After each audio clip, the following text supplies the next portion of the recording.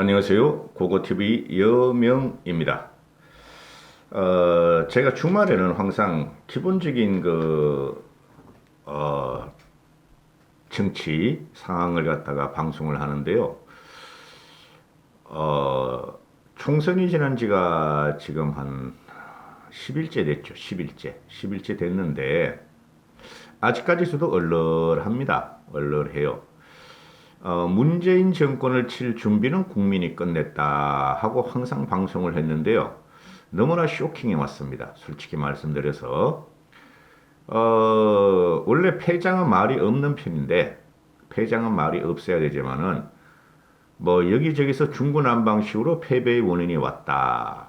그런데, 우리가 생각할 것은 정치 지형이 바뀌었다는 것을 우리는 영남을 영남을 지역당으로 한 보수 기본 가치를 맹신했다는 거죠.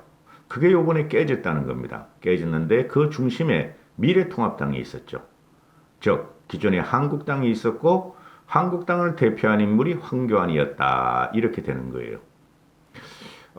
차라리 오세훈이가 당시에 작년 2월이었죠.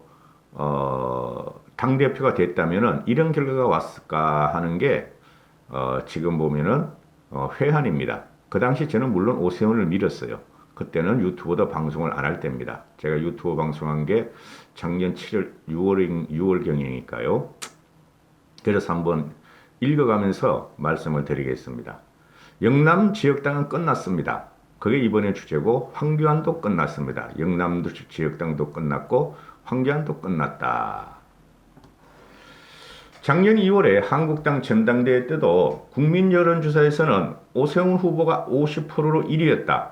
하지만 당원 투표에서 압승한 황교안 후보가 당대표가 됐어요. 황 대표의 탄핵 총리 전력이 일반 국민 눈에는 결점이었으나 당원들에게는 오히려 우리 편이라는 영남을 지역으로 한 당원들 또는 노세한 당원들에게는 우리 편이라는 득표위원이었다. 오세훈은 전당대회 연설에서 박근혜를 극복해야 한다 했다가 당 핵심 지지층으로부터 야유와 비난을 받은 적이 있었죠. 과거에 발목 잡히면 국민은 다시 우리 당의 회초리로 될 것이라고 했던 예언이 이번 총선에서 현실로 나타난 꼴인데, 아휴, 통합당의 지역 기반인 영남의 인구는 우리 인구 비중의 25%죠. 그죠? 그 정도 되죠. 영남, TK, PK 합하면은 우리나라 인구가 5천만이니까 한 1천만은 넘을 거예요. 25%인데, 근데 민주당은 500만 뿐이 안 돼. 10%의 2배나 되죠. 그래서 저도 이제 방송에서 마지막에서 영남 TK, PK는 봉개하라.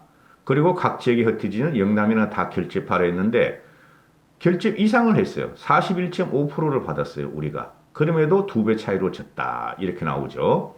민주당의 호남 비중은 10%의 2배 반이나 돼요. 영남 인구가. 그런데 그래서 수도권에서 항상 4대 6으로 밀리는 싸움에서도 전국적인 우위를 지킬 수가 있었는데 근데 이번엔 딱 4대 6뿐이 못 받았어. 41%뿐이 못 받았어. 그만큼 중도층을 한 표도 못 가져왔다는 거야. 우리가. 통탄할 일이죠. 얼마나 꼴통이었으면 우리 보수들이. 음? 그리고 항상 북한의 안보 위협이 있는 상황에서 보수 정체성도 당에 도움이 됐는데 이걸 깨버린 거지 얘네들이 요번에. 그죠? 3년 동안 북한이 직접적인 우리나라 내륙을 도발한 적은 없었다. 문재인의 평화쇼로 인해서. 그래서 이 보수가 요번에 잘못한 게 우리 지지층만 결집을 해도 영남이 인구의 25%다. 그리고 파생적으로 가면 40% 이상을 가져갈 수 있다. 그것만 가져오자 했는데 그것만 가져와도 되는 거죠. 솔직히 말해서. 한 42%만 가져와도 어느 정도 박빙이 들어가니까. 그런데 중도층을 하나도 못 얻었어. 어? 그래서 고정관념으로 우리가 졌다. 문제가 뭐냐면은 현재 통합당 체제로는 통합당도 아니야. 한국당 체제, 새누리당 체제로는 선거 판도를 좌우할 30대, 40대 중도층 입맛에 맞는 메뉴를 내어낼 수 없죠. 그죠? 요새 젊은 애들이 말을 하죠. 요번에 낙선한 젊은 정치인들이 미래통합당. 요새 30대, 40대 젊은이들은 중도층은 햄버거를 하나 먹어도, 그죠? 뭐, 야채 따로, 고기 따로, 뭐 이런 걸 따로따로 먹는데, 이 통합당 사람들, 보수 사람들은 세트 메뉴만 즐겨한다. 이런 거죠. 입맛에 맞게 그 사람들은 다 취합을 해서 먹는데 통합당이나 꼴통 보수들은 그냥 뭐 줘. 딱 세트 메뉴만 가져와서 먹는다. 그래서 국민의 입맛에 맞는 메뉴를 내놓을 수 없었다 하는 것이고 특히 대선 후보, 당대표 같은 간판을 결정하는 당내 경선에서 당원 투표가 50% 이상 반영되는데 사실상 당원이 통합당이나 보수당 메뉴판을 결정했다. 지금 보수의 스펙트럼이 엄청 넓습니다. 제가 항상 말씀드려요.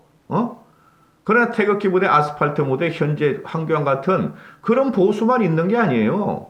보수도 개혁적인 보수가 있고 진보화된 보수도 엄청 많아요. 그리고 미래를 바라보는 보수도 있고. 근데 꼴통들만 요번에 그냥 뭐 나왔다는 거야. 다 떨어진 거야. 영남의 꼴통을 바꿔도 됐죠. 근데 서울 수도권은 다 떨어진 거야. 응?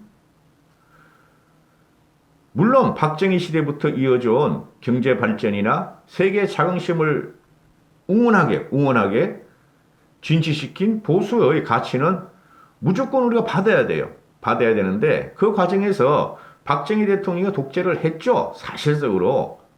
박정희 대통령이 하면 유명한 말이 있잖아요. 할 수 없이 하는 것이다. 내가 죽고 나면 내 무덤에 침을 뱉어라. 그 70년대 후반 학번 사람들이, 중반 학번 사람들이 요번에 통합당을 찍지 않고 민주당을 찍었다는 것에 대해서 우리는 가슴을 쳐야 됩니다. 박정희 대통령까지 욕먹인 사건이다, 이번에는. 그래서 우리가 독재한 것은 어느 정도 인정한다. 하지만 할 수가 없었다, 당시의 상황으로는. 이런 식으로 우리는 변명을 했어야 되는데, 그걸 갖다가 말이야, 빨갱이, 좌빨, 척빨, 작빨, 이런 식으로 나가서 진 것이다, 하고 저는 생각을 해요.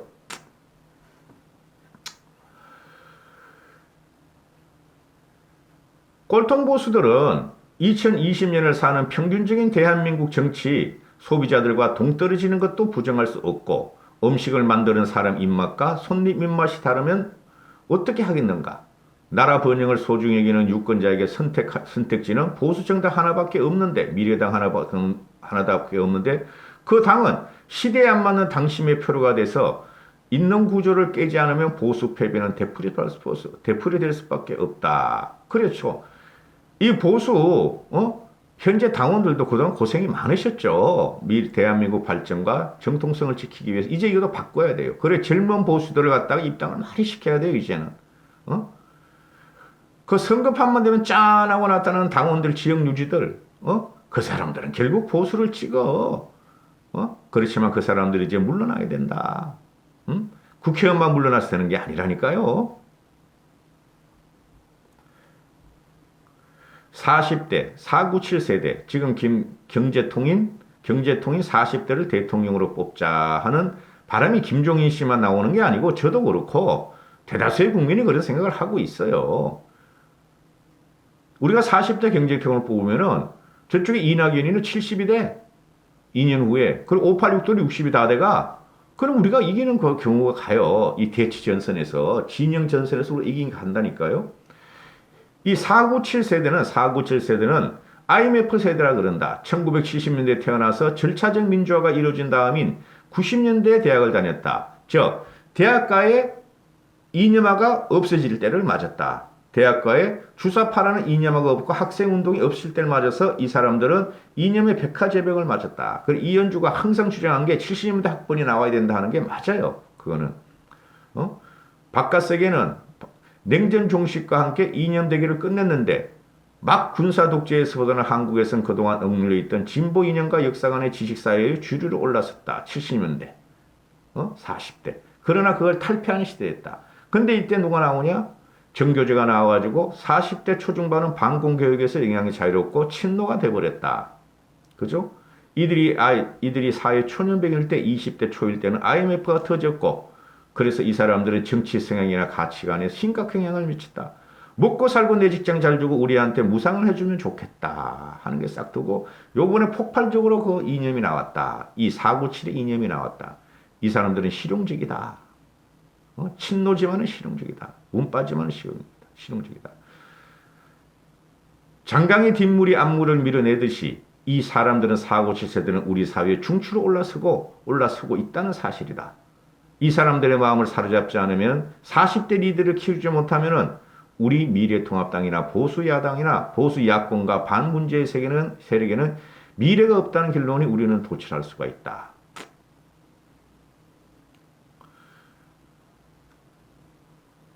이 사람들이 지금 청와대, 친문, 86세대 위조 공천하고 코로나 국난 극복을 갖다가 내놓으면서 야당 심판 구호가 요란했고 곰인형을 당선시키면 모든 국민에게 긴급 재난체감을 주겠다 하는 이런 국모 곰인형 네가 국모냐 하는 비아냥이 있음에도 이겼다.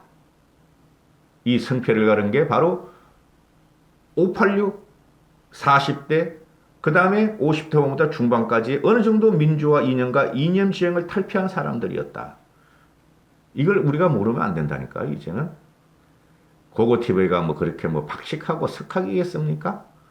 저도 신문 보고 잡지 보고 그동안 살아온 경험으로 말씀드리는 겁니다. 물론 이번에 문재인 정부의 3년 실정, 이 악정이지 악정. 이게 코로나 사태로 덮인 건 사실이에요. 그죠? 그 다음에 야당 운도 있었어. 얘네들 선거 때마다 이렇게 운이 좋은지 몰라. 그 다음에 관권, 금권 선거를 동원한 것도 맞아요. 선거 하루 전날까지 전국적으로 돈을 주겠다. 국난 극복 자금을 주겠다. 재난기금을 주겠다 했지만은 그러나 이 정도까지 우리가 질 줄이야 몰랐다. 그게 세대를 갖다가 제대로 적시하지 못하고 제대로 못 바라보고 통시하지 못하는 우리 보수 꼴통들이 문제였다. 이렇게 나오는 거죠. 여기에 중심에 누가 있었냐? 황교안이가 있었다.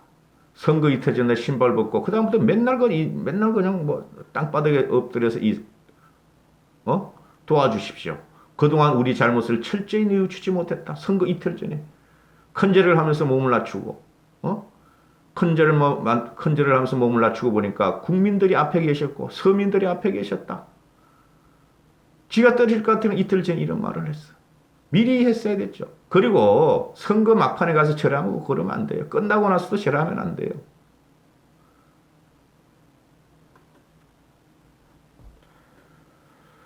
우리가 맨날 그랬죠. 우리가 요번에 못 이기면은 절망적인 상황에 빠지고 고통을 더 3년을 받고 2년을 가고 7년이 갈 수가 있다. 응? 항상 하는 게 민주당의 압승을 막고 민주당의 승리를 막자. 민주당이 이기면 이 나라의 미래는 절망이다. 나라가 무너지는 것을 막아야 하지 않겠냐. 우리는 항상 말을 했는데 현실로 그렇게 나타났다. 응? 그러면 이제 어떻게 막을 것인가? 이제 나오는 게 김종인 대안론이 나오죠. 김종인이 대통령이 되겠다는 소리 아니에요. 이 사람들이 사법부, 행정부까지 입법권을 갖지 않겠는데 이 정부의 폭주를 어떻게 막을 것인가? 이제는 국민의 힘뿐이 없다. 우리가 바뀌어야 된다. 우리를 바뀌라고 그랬으니 우리가 바뀌어야 된다.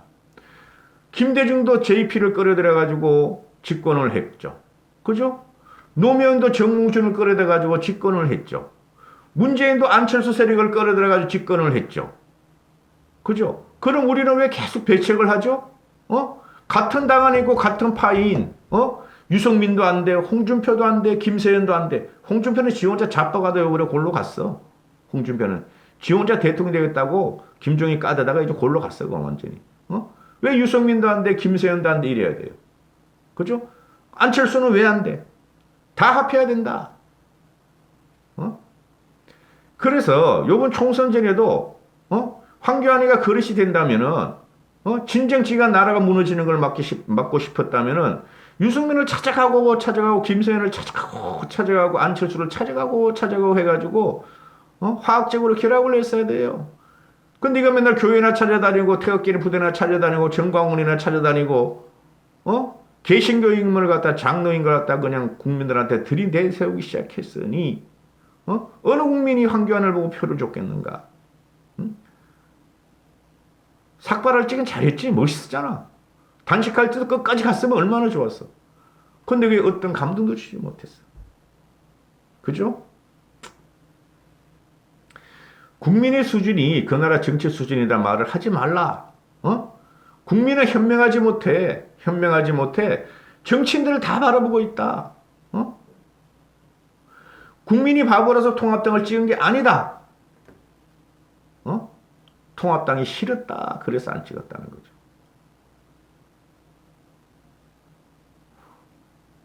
황교안 씨가 전번에 모든 당직을 노려놓겠다 이런 말 했죠.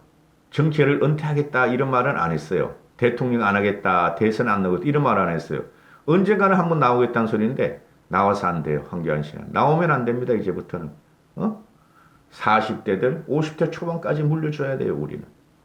그리고 황교안 대표는 이게 보면은 이게 공무원 관료 체질이 몸에 그냥 탁탁탁탁 붙어 있어. 유머 감각도 하나도 없고 위트도 없고 오히려 자신이 말을 갖다가 말 실수를 그렇게 해. 정치적인 감각이 없으니까. 이런 사람이 3040이나 그 민주화 세대 이 사람은 민주화 세대 때 우리는 돌 던지고 운동할 적에 돌 던지면서 민주화 투쟁할 적에 이 사람은 성균관대에서 말이야 판사 검사 되겠다 공부한 사람이야. 이 사람들이 우리를 대변할 수 있을 것인가 하는 문제죠. 치열하게 살아온 우리 일반 인생들을 안 된다는 거죠. 그래서 황교안 대표 역할도 여기까지다. 미래통합당의 역할도 여기까지다. 이렇게 돼요. 영남 지역당의 역할도 여기까지다. 아니 보세요. 요번에 지역구가 253석이었죠. 영남을 다 합해봐 65석이야. 그 6석을 뺏겼어. 그죠? 그죠? 그럼 253개 중에서 60석을 빼봐. 193석이었어요. 거기서 우리가 몇 개 가져왔어요? 서울 수도권 충청 강원에 가지고 28석인가 뿐이 못 가져왔죠. 26석인가. 나머지 180석이 다 저리 가버렸어. 180석이. 170석인가. 이게 말이 된다고 생각하십니까, 여러분은? 또 제가 이게 핏대가 올라가는데, 황교안도 끝났다. 영남 지역당도 끝났다. 미래통합당도 끝났다. 이렇게 보시면 돼요. 이제는. 다 바꿔야 된다. 다 바꿔야 된다. 자식과 와이프만 빼고는 다 바꿔야 된다. 그거 가지고도 안 된다. 정신을 바꿔야 된다. 정신을 바꿔야 된다. 그 덕지 몸에 붙은 그 구태, 숙골 이런 걸 바꿔야 된다. 남하고 이야기하고 대화해가지고 소통하는 능력, 감성적인 소통으로 우리는 바꿔가야 된다. 이런 것이죠. 여기까지 하겠습니다. 감사합니다. 고고TV 여명이었습니다.